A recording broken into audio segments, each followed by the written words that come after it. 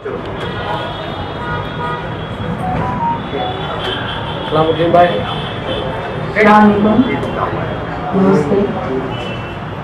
आज की ये प्रेस कॉन्फ्रेंस कुछ मुद्दे जो चल रहे हैं शहर में, कुछ मीडिया के जरिए से लोग चला रहे हैं, कुछ अपने कुछ पर्सनल जो है इंटरव्यू देके एक अलग माहौल बनाया जा रहा है, उस पर ये प्रेस कॉन्फ्रेंस की जा रही है।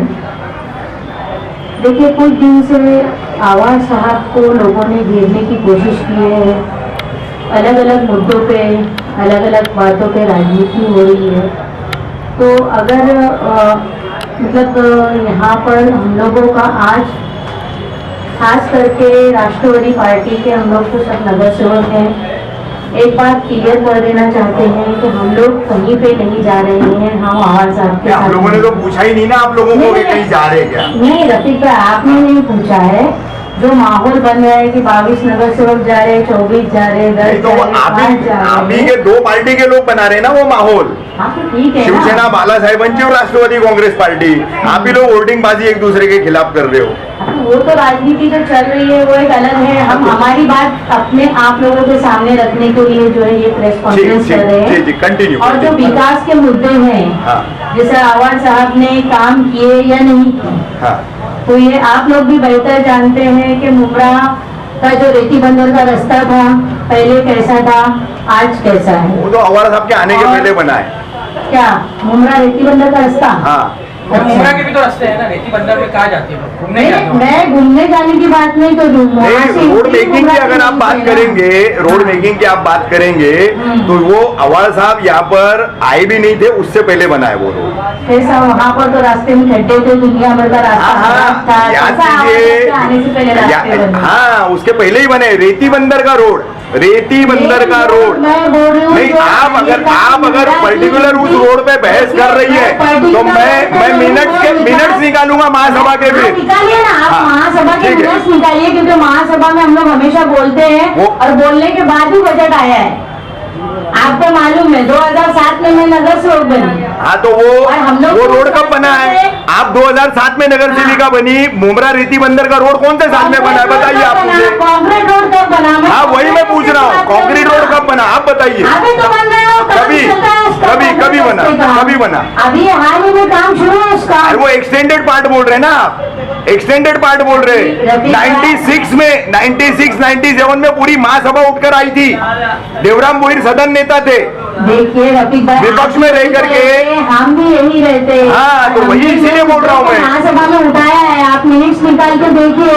जब हम उस रास्ते से आते थे तो दुनिया भर के खड्डे रहते थे। वो 96 97 का रोड है मैडम। के पास आप आएंगे तो जो रेलवे स्टेशन का हाल, जो काम आप लोगों का है वो आप बताए ना। आप बताओ ना, तो वहीं से तो शुरुआत कर रही हूँ ना, मुमरा से। हमारे आने की एंट्री उधर से है मुमरा में। आपने रेती बंदर का रोड बोले कि आवाड़ साहब के आने के बाद बना है। मैंने आपकी याददाश्त ताजा करने के लिए बोला कि वो रोड आवाड़ साहब के कलवा मुमरा विधानसभा के काफी पहले बना। लेकिन कॉन्क्रीटीकरण और उसको कॉन्क्रीटीकरण ही बोल रहा हूँ वो है अच्छे अश्विन मैडम, मैं कॉन्क्रीटीकरण ही बोल रहा हूँ। कॉन्क्रीटीकरण अभी आपके हिसाब से वो है, मेरे हिसाब से चौपाटी भी तो बन के तैयार होने वाली। नहीं, चौपाटी बनकर तैयार नहीं है, उसका वर्क, उसका काम शुरू है, उसके ऊपर स्टे है, वो एक अलग मुद्दा है। बाकी एम गेट भी आपने देखा होगा, पहले रेलवे स्टेशन कैसा था, आज कैसा है। काम हो रहा है ना, काम हो रहा है कि नहीं हो रहा है? अभी उनका जो कहना है कि काम हुआ ही नहीं, ठीक है। हम नगर से जब महासभा में बोलते हैं तो उसके बाद भी आगे जाकर तो बजट मिलना भी जरूरी रहता है। तो बजट के लिए कहीं ना कहीं आवाज साहब ने हमको पूरा सपोर्ट किया है। जब जनता साहब पहले थे उस वक्त उन्होंने सिर्फ मंजूरी दी थी, उसके बाद अमल बजावनी जो हुई है आवाज साहब के आने के बाद, उन्होंने जो है बड़ा बजट का जो फंड था, बड़ा फंड, वो जयसवाल साहब के आने के बाद से उन्होंने लिया है वहाँ से। महापालिका एक वक्त में ऐसे हाल में आ गई थी कि वो अधिकारियों का पेमेंट भी निकालने के लिए नहीं था। सड़क नाले गटर बनाना ही विकास है क्या? विकास की पूरी परिभाषा क्या है? What is the definition of development? देखिए, मैं जो मेरे हिसाब का डेवलपमेंट है मैं उसकी बात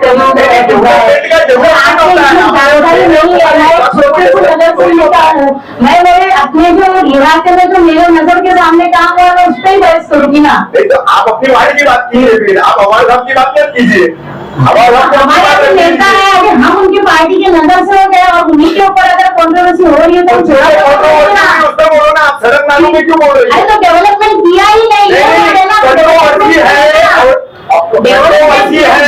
आपके आवाज आपने औरंगजेब रहमतुल्लाह अलैह की शान में जो गुस्ताखी की उसकी कंट्रोवर्सी है। अरे बाबा आपको दिया, हाँ तो उसमें भी तो शानू वाली दिए ना, खुलासा दिए नहीं मैम, वो खुलासा नहीं है मैम, बड़ा डिप्लोमेटिक जवाब था वो। उसमें थी जैसा मतलब उन्होंने अवार्ड साहब की तरफ से माफी मांगी, जबकि जिसने कहा उसने माफी मांगनी चाहिए थी। यहाँ पे मैंने विकास के मुद्दों को लेकर जो मेरी तरफ से मेरे नजर में ऐसा है कि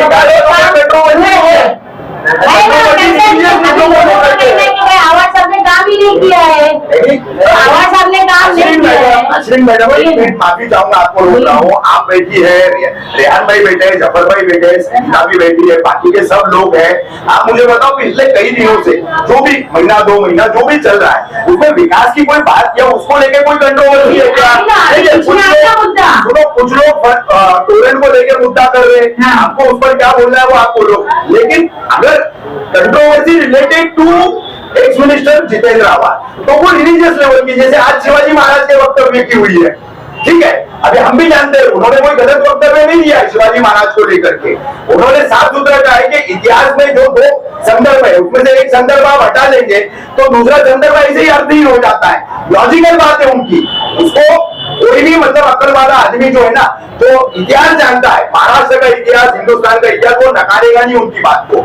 लेकिन उसके पहले की जो कंट्रोवर्सी आप बोल रहे हैं तो वो औरंगजेब रहमतुल्लाह अलैह से जुड़ी हुई है, तो उसी पे आप बात करना चाह रही है क्या?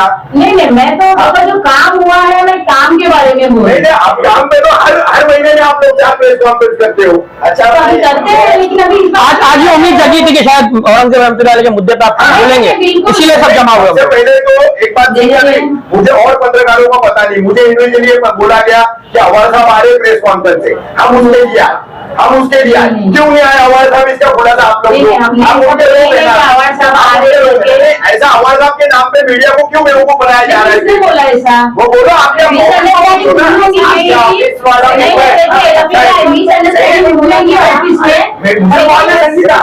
संगीता मुझे कौन लेना? देखो मैंने स्पष्टीकरण क्या दिया, मुझे पता है, अन्य पत्रकारों को पता नहीं, मुझे ये बोला गया 5 बजे अवार्ड साहब की कोई मसला नहीं, हमको आप साथ बोल के हो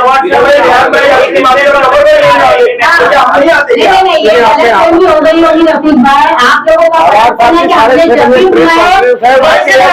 सदस्य हमारे लिए आए हमेशा आते हमारे लिए। अभी आप लोग एक पब्लिक रिप्रेजेंटेटिव हैं, ठीक है, और आप सक्रिय भी रहते हैं, तो आप लोग बुलाएंगे तो आएंगे ना हम लोग। आएंगे उसके लिए इस तरीके से हर बार क्यों इस्तेमाल कर सारे क्षेत्र साफ नहीं आ पाए, इसकी वजह से उन्होंने कहा कि आप लोग इस प्रेस कॉन्फ्रेंस को संबोधित। अभी हम लोग आए तो आपसे ये पूछे ना साहब। ठीक है, चलिए अपन कंटिन्यू कीजिए। अच्छा, आप डेवलपमेंट की बात कर रहे थे, महानगर पालिका के काम छोड़कर माननीय जितेंद्र आवाज साहब ने 2009 से क्या क्या काम किए जरा बताएं। महानगर पालिका से अभी अपने हद में घुमरा शहर में जो काम हुए हैं, कोई छोटे छोटे काम तो हुए नहीं है। अगर आप देखिए महानगर पालिका के काम भी तो काम ही है ना, और लोगों की सहूलत के लिए किए जाने वाले काम को अगर आप गिनेंगे ही नहीं तो फिर कैसा होगा? पानी का जो लोग बोल रहे हैं अभी पानी के लिए कुछ किया नहीं, सम पंप बनाए नहीं क्या? सम पंप बनाने से पानी की राहत हुई नहीं क्या लोगों को?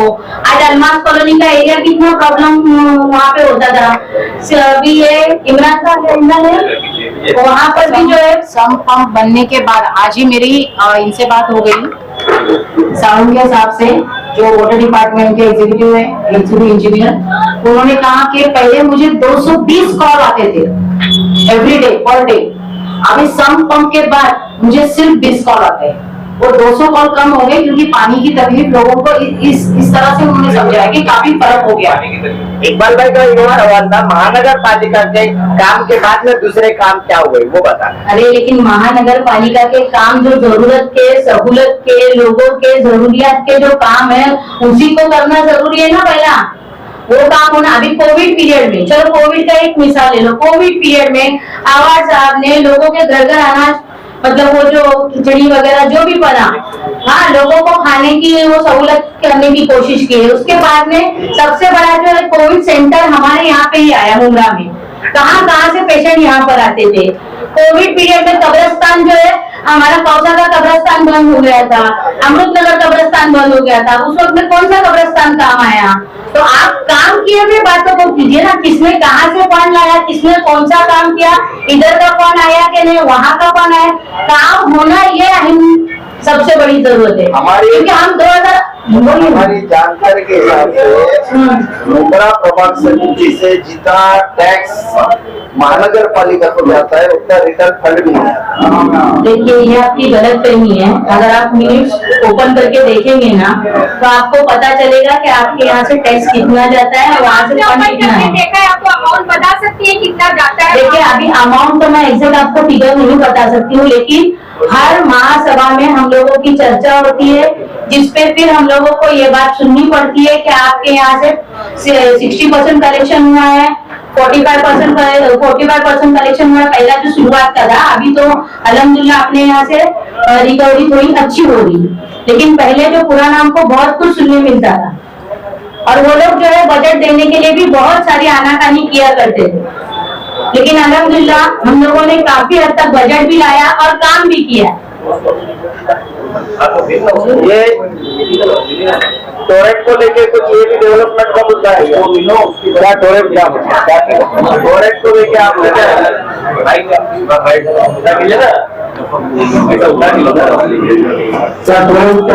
क्या पूछना क्या चाहता है? असल में जबर भाई थी कि उन्होंने टोरेट में बात की, ठीक है, बुरा मत मानिएगा। आप लोगों का स्ट्रैटेजी गलत है जी। आप लोग किस मुद्दे पे प्रेस कॉन्फ्रेंस बुलाए हैं? अवार साहब आने वाले थे, अचानक अगर नहीं आए हैं तो क्या मुद्दे पे अवार साहब के आपको इंस्ट्रक्शन है कि आपको मीडिया को एज ए एक्स रिप्रेजेंटेटिव क्या बात करनी है? आप लोगों ने मैडम अभी आपने सवाल जवाब कर दिया तो थोड़ा सा नहीं जो हमारा इतराज है हम बताया भाई। एक बात सुनिए, वो अभी अपने विषय पे आ ही रही थी कि हम किस विषय पर आपको बुलाए हैं और हम साहब को क्या इंस्ट्रक्शन दिया। मैं चाहता हूँ 2 मिनट हम फिर स्टॉप हो जाते हैं, आप रिकलेक्ट कर ले फिर क्या मुद्दा। मैडम बोलेंगे उसी पर बात करते हैं, दाएं बाएं जाने की जरूरत नहीं ना। नहीं आप मैडम बताइए, आप बोलिए। उसी बात को पहले रखा भाई तुम्हारा क्या चीज का मुद्दा था? प्रेस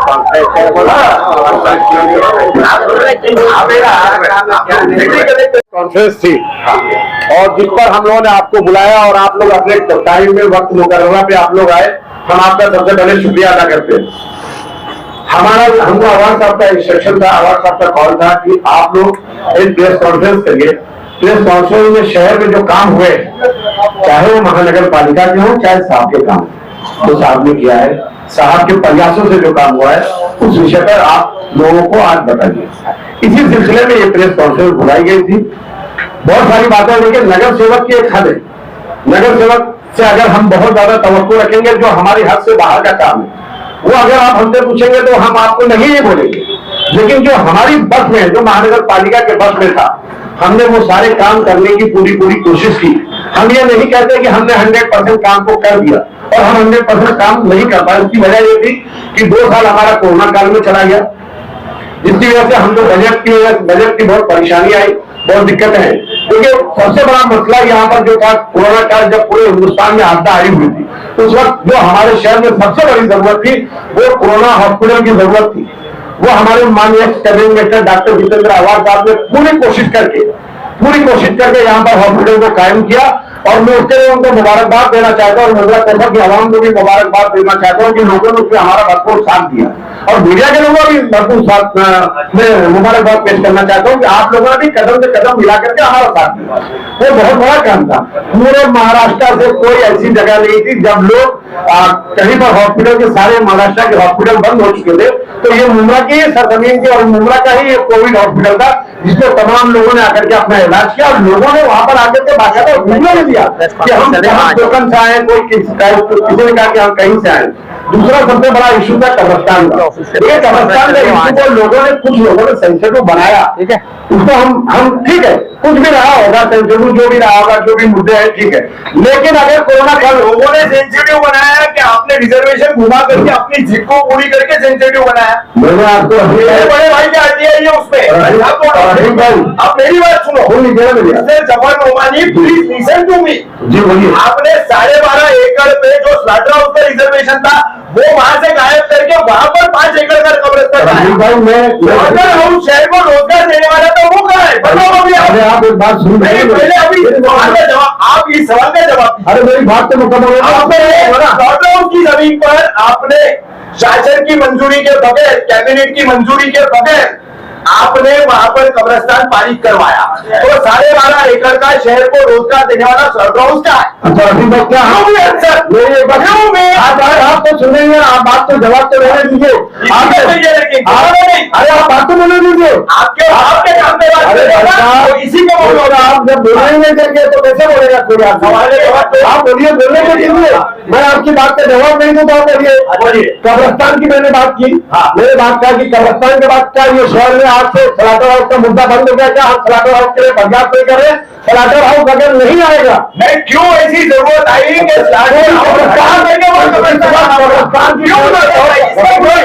शहर को कब्रिस्तान थी, शहर को कब्रिस्तान की जरूरत थी, बहुत ही अहम जरूरत थी, क्योंकि दोनों कब्रिस्तान ने बोर्ड लगा दिया था कि हम वो भी मालूम है नमक कौन डलवा रहा था, क्या कर रहा था।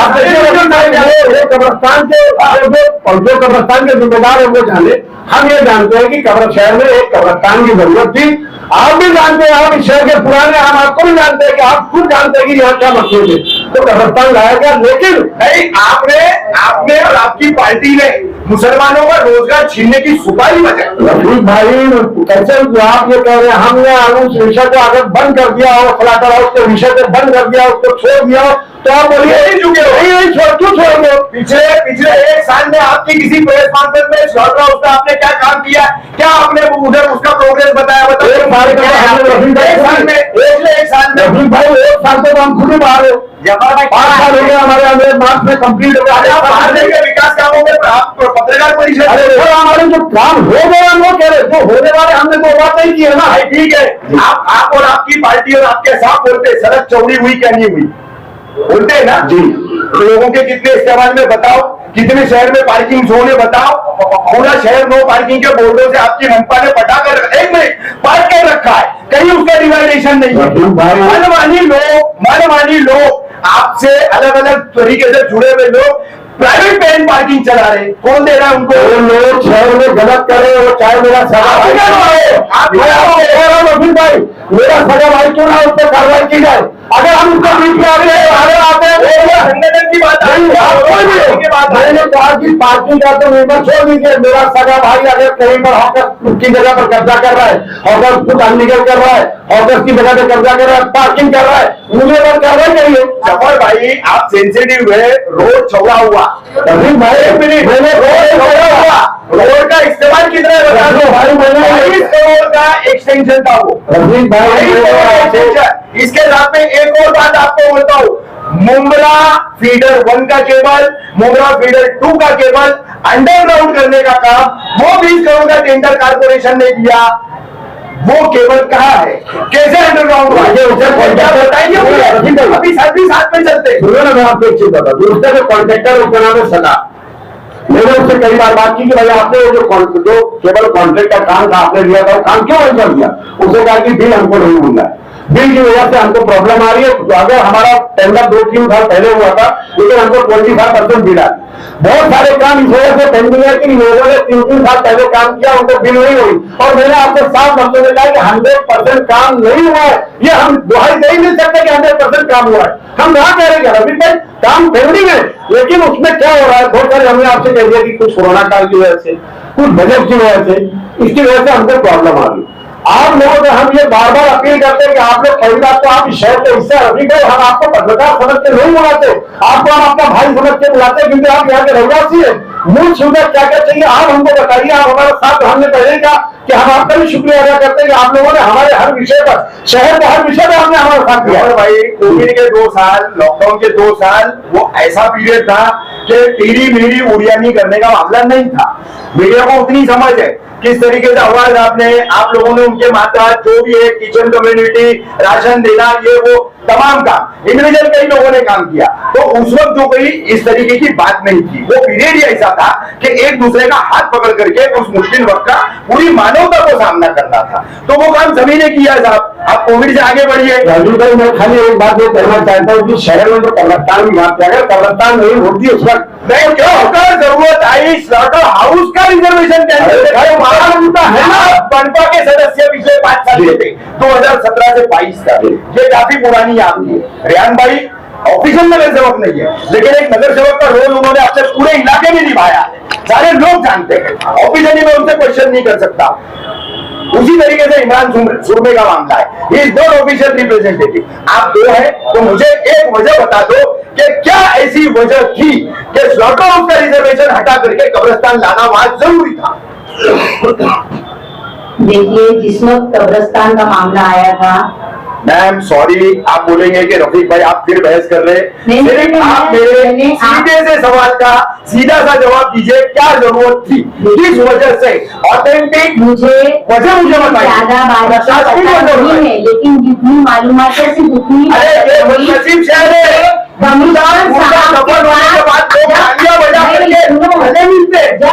जब कमिश्नर साहब जमीन के मामले में कि जमीन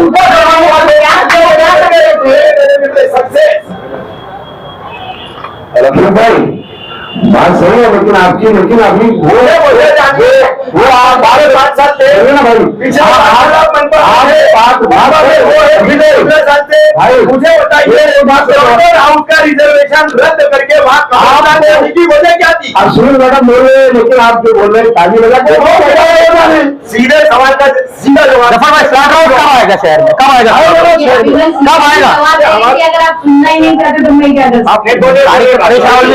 मैंने क्या बोली, मुझे इसकी पूरी बारीकी नहीं पता है, जितनी मालूमात है मैं उतना ही बता रही हूँ। तो हम लोग जब कब्रिस्तान वाला मामला जब उठा था और जयसवाल साहब के सामने हम जब मीटिंग के लिए बैठे थे वहाँ पे, हाँ थाने के दौर अब वो मुझे नहीं मालूम, आपके साथ में उपाधि दी ना, तो उस वक्त में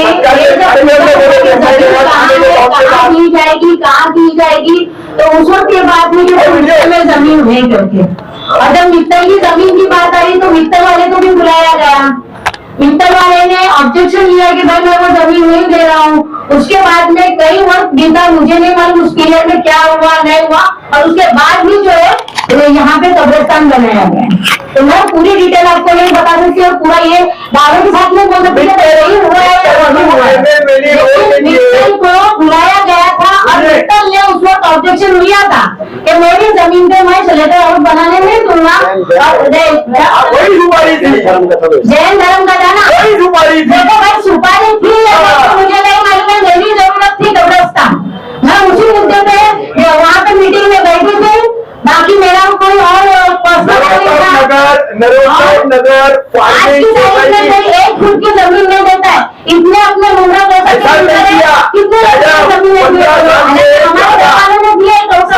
से ज्यादा आप नगर सेविका है ना। मित्तल फार्मिंग सोसाइटी कैसे कन्वर्टेड हुई हाउसिंग सोसाइटी में, उसके बोर्ड के अंदर जो है देखिए उनके भी घर के लोगों के नाम है। डीडीआर में आपने जाके कभी सोसाइटी के कामकाज का देखा जोखा कभी निकाला? इस शहर के जिम्मेदार बिल्डिंग होने के नाते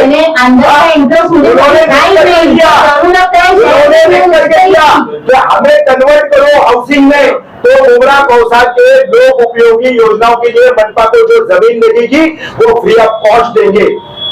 क्यों नहीं जानकारी आप नगर सेवकों ने निकाली है? और क्यों दिए जा रहे, क्यों दिए जा रहे? 139 करोड़ का रोड है आपका मित्तल टू एलएम देने का, नहीं है क्या जबर भाई?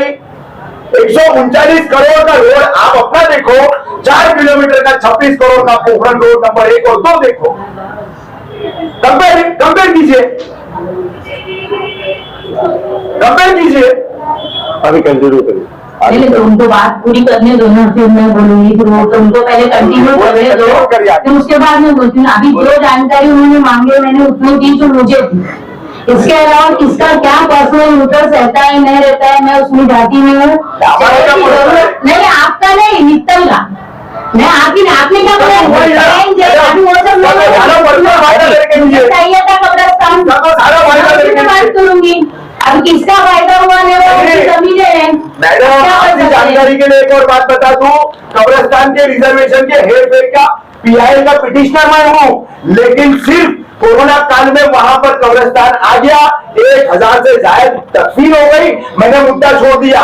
मैं मरूमीन के घर के लोगों के जज्बात से नहीं खिलवाड़ करना चाहता, इसलिए मैंने वो पीआई छोड़ दी, वो पीआई मैंने छोड़ दी, किसी भी तरह का कोई फॉलो नहीं किया।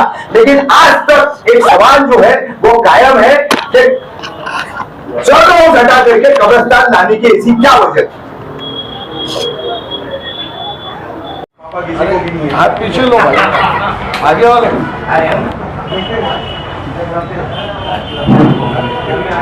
अस्सलाम वालेकुम। आज इस आप लोग सारे सहाफी जो इस पत्रकार परिषद में आए, मैं आप सबका शुक्रिया अदा करता हूँ। और फिर एक बात वापस से आपको बताऊंगा कि शहर में जो आज मौजूदा हालात और जो सारी बातें हो रही थी कि सारे काम माननीय नगर सेवकों ने किया है, इसमें आवाज साहब का योगदान नहीं है, ये बिल्कुल गलत और बेबुनियाद बात थी। हर आदमी, हर नगर सेवक अपने वार्ड में अपना काम करता है और उसकी एक लिमिटेशन होती है, जहाँ पर वो अटकता है। हमारे कायद और हमारे आमदार डॉक्टर जनाब जितुल्लाह अवार्ड साहब के साथ में हम कॉर्पोरेशन के हर उस ऑफिसर के पास, हर कमिश्नर के पास हमने गए और साहब ने वहां पर जाके, चाहे वो कोई भी बजट का हेड था, जफर भाई, चाहे वो आईडीपी का था जिससे नाले का काम हुआ, चाहे वो यूटी का था जिससे कॉन्ट्रैक्टाइजेशन हुआ, चाहे वो पानी की समस्या थी जो रिमॉडलिंग का साहब ने 200 करोड़ रुपया लाया, चाहे उससे वो काम हुए, चाहे वो पानी का स्टोरेज टैंक्स, जो सम्पेन पंप का काम जो हमारे एमएम वैली में हुआ, अलमास कॉलोनी में हुआ, शानूभाई के वार्ड में हुआ, आज हमारे रशीद कंपाउंड के अंदर अम्बेडकर पाड़ा में एक बहुत बड़ा 10 लाख लीटर का टैंक चल रहा है।